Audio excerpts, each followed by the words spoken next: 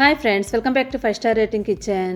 ఇవాల్టి వీడియోలో మనం గ్యాస్ పొయ్యి ఉపయోగించకుండా ఇంకా ఆయిల్ అస్సలు ఉపయోగించకుండా సింపుల్గా మనం స్వీట్ తయారు చేసుకోవచ్చు. పండగలప్పుడు కానీ స్వీట్ తినాలనిపించినప్పుడు చిన్న చిన్న పార్టీలప్పుడు ఇలా చేసి చూడండి. ముందుగా దీనికోసం నేను ఇక్కడ 2 బిస్కెట్ ప్యాకెట్స్ తీసుకుంటున్నాను. ఇక్కడ నేను మ్యారీగోల్డ్ బిస్కెట్ ప్యాకెట్స్ తీసుకున్నాను. ఏ బ్రాండ్ బిస్కెట్లు తీసుకున్నా పర్వాలేదు. తీసుకున్న బిస్కెట్లు మాత్రం గట్టిగా ఉండాలి, మెత్తగా అస్సలు ఉండకూడదు. ఇప్పుడు ఒక మిక్సీ గిన్నె తీసుకొని దానిలో 1 కప్పు వరకు పంచదార వేసుకోండి. ఇప్పుడు ఈ పంచదారని పౌడర్లా చేసుకోవాలి. పౌడర్లా చేసుకున్న పంచదారని 3 స్పూన్ల వరకు ఒక బౌల్లో తీసుకుని పక్కన పెట్టుకోండి. ఇప్పుడు మిగిలిన పంచదార పౌడర్లో 15 వరకు జీడిపప్పు వేసుకోవాలి. బాదం పప్పు ఒక 10 నుండి 15 వరకు వేసుకోండి. ఒకవేళ మీ దగ్గర బాదం జీడిపప్పు 2 లేకపోతే స్కిప్ చేయండి. ఇప్పుడు దీన్ని కూడా పౌడర్లా చేసుకోవాలి. పౌడర్ చేసినప్పుడు మరీ మెత్తగా కాకుండా బరకగా ఉండేలా చేసుకోండి. ఇలా ఉన్న తర్వాత దీనిలో మనం బిస్కెట్లు ఆల్రెడీ 2 ప్యాకెట్లు తీసుకున్నాం కదా, వాటిని దీనిలో వేసేసుకోండి. ముక్కల కింద కట్ చేసుకొని వేసుకోండి, లేదంటే అలా అయినా వేసేసుకోవచ్చు. ఇప్పుడు ఈ బిస్కెట్లు వేసిన తర్వాత మొత్తం అన్నింటినీ కూడా పౌడర్లా చేసుకోవాలి. అలా అని పౌడర్ని మరీ మెత్తగా చేసుకోకండి, కొంచెం బరకగానే ఉండాలి. అలానే ముక్కల కింద అస్సలు ఉండకూడదు. ఇప్పుడు ఈ మొత్తాన్ని కూడా ఒక బౌల్లో వేసుకోండి.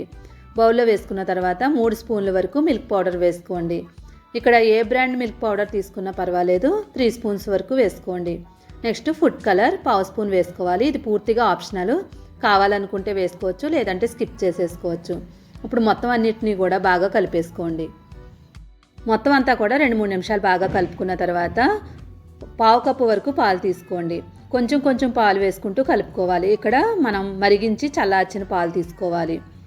అన్ని పాలు ఒకేసారి వేసేయకండి, కొంచెం వేసుకోండి. దీనిలో నుంచి మనకి ఒక 1/2 కప్పు వరకు మళ్ళీ మిగిలిపోతాయి అన్నమాట.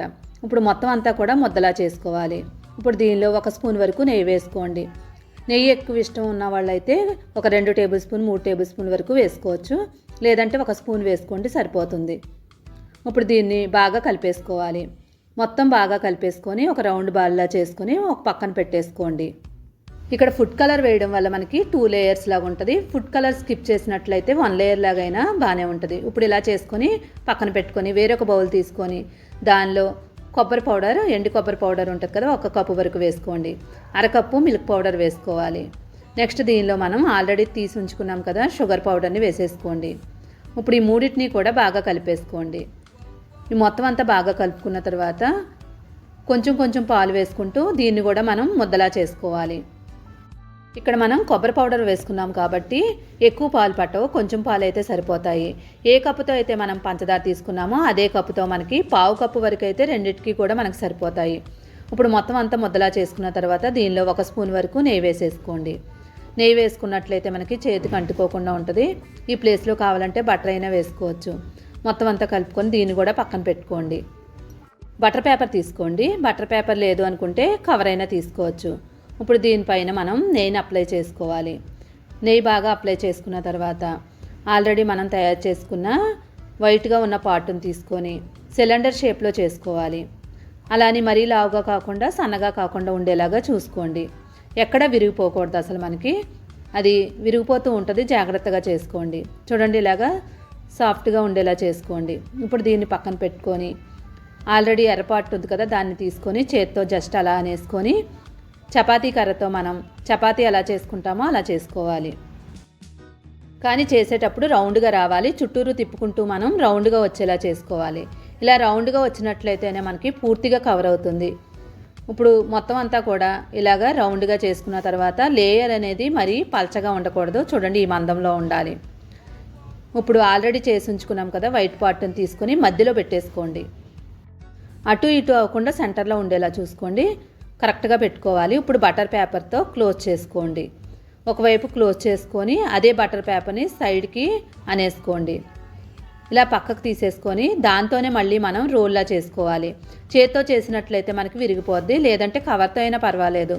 ఇప్పుడు మొత్తం అంతా కూడా మనం రోల్లా చేసుకోవాలి. ఇలా రోల్లా చేయడం వల్ల మనకి ఎక్కడ వైట్ పార్ట్ అనేది కనిపించకుండా ఉంటుంది. చూడండి, మొత్తం అంతా కూడా కవర్ అయిపోయింది. ఇప్పుడు బటర్ పేపర్ని పక్కకు తీసేసుకొని అటు చివర ఇటు చివర కూడా క్లోజ్ చేసేసుకోండి. 2 వైపులా క్లోజ్ చేసిన తర్వాత ఇప్పుడు దీన్ని ఒక ప్లేట్లో పెట్టేసుకోండి. చేత్తోనే మనం జస్ట్ ఇలా తీసేసుకున్నట్లయితే వచ్చేస్తుంది. ఇప్పుడు ఏదైనా ఒక ప్లేట్లో పెట్టేసుకొని ఫ్రిడ్జ్లో పెట్టుకొని ఒక అరగంట సేపు అలానే వదిలేయండి. ఫ్రిడ్జ్లో పెట్టినట్లయితే గట్టిగా వద్దు. చూడండి, ఫ్రిడ్జ్లో పెట్టిన తర్వాత కొంచెం గట్టిగా అయింది కదా. ఇప్పుడు దీనిపైన సిల్వర్ ఫాయిల్ పేపర్ వేసేసుకోండి. సిల్వర్ ఫాయిల్ వద్దు అనుకునే వాళ్ళు స్కిప్ చేసుకోవచ్చు. ఇక్కడ ఏదైనా పార్టీలప్పుడు కానీ ఏదైనా ఫంక్షన్లప్పుడు చేసుకున్నప్పుడు అయితే ఇలాగా సిల్వర్ ఫాయిల్ వేసుకోండి, లేదంటే స్కిప్ చేసుకోవచ్చు. ఇప్పుడు సైడ్ పార్ట్ని పక్కన పెట్టేసుకొని మధ్య పార్ట్లన్నీ కూడా సన్నగా కట్ చేసుకోండి. మరీ లావుగా అయితే కట్ చేయకూడదు, ఈ మందంలో ఉండేలాగా కట్ చేసుకోండి. మొత్తం అన్నీ కూడా మనం కట్ చేసుకొని ఒక ప్లేట్లోకి తీసుకోవాలి. ఇవి మనం ఫ్రిడ్జ్లో పెట్టుకున్నట్లయితే 1 మంత్ వరకు స్టోర్ చేసుకోవచ్చు. ఇక్కడ పంచదార ప్లేస్లో కావాలంటే బెల్లాన్ని కూడా తీసుకోవచ్చు. ఇప్పుడు ఇలా కట్ చేసుకున్న వాటిపైన పిస్తా ఉంటే పిస్తా, మన దగ్గర ఏ డ్రై ఫ్రూట్స్ ఉంటే ఆ డ్రై ఫ్రూట్స్ని దీనిపైన పెట్టేసుకోవచ్చు. ఇక్కడ చాలా మెత్తగా ఉంటాయి, ఫ్రిడ్జ్లో పెట్టామని గట్టిగా ఏముండదు. చూడండి, సూపర్గా ఉంటుంది టేస్ట్ కూడా. తప్పకుండా మీరు కూడా ట్రై చేయండి, ఎలా వచ్చిందో కామెంట్ చేయండి. సూపర్ టేస్టీగా ఉండే ఈ స్వీట్ నచ్చితే like, share, subscribe my channel. Thank you.